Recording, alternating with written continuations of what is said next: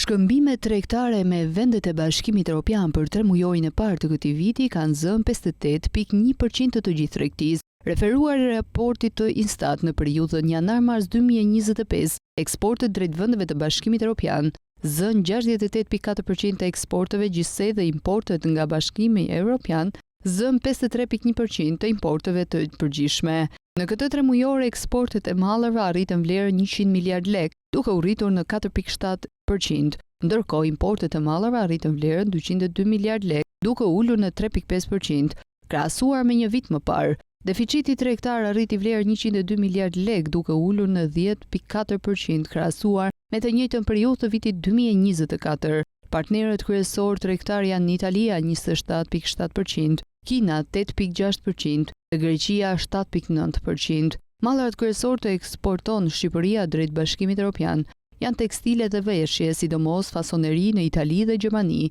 minerale dhe metal, krom, hekur dhe nikel, dhe produkte bujqësore, fruta dhe perime. Mallrat kryesor që Shqipëria importon nga Bashkimi Evropian janë makineri dhe pajisje industriale, produkte ushqimore të përpunuara, automjete dhe pjesëkëmbimi, produkte farmaceutike dhe teknologji. Gjatë këtij 3 mujori, vendet me të cilës Shqipëria ka patur rritjen më të madhe të eksporteve në krahasim me një vit më parë janë Kosova 79%, Greqia 8.6% dhe Gjermania 5.5%, ndërsa vendet me të cilat ka patur uljen më të madhe janë Italia 13.9% dhe Maqedonia e Veriut 23.7%. Vendet me të cilës Shqipëria ka patur uljen më të madhe të importeve në krahasim me një vit më parë janë Italia, Turqia, Gjermania, ndërsa vendet me të cilët importet kanë pësuar rritjen më të madhe përgjatë kësaj periudhe janë Kina me 29%, Greqia 6.4% dhe Spanja 8.8%. Bashkimi Evropian është gjithashtu investitori më i madh në Shqipëri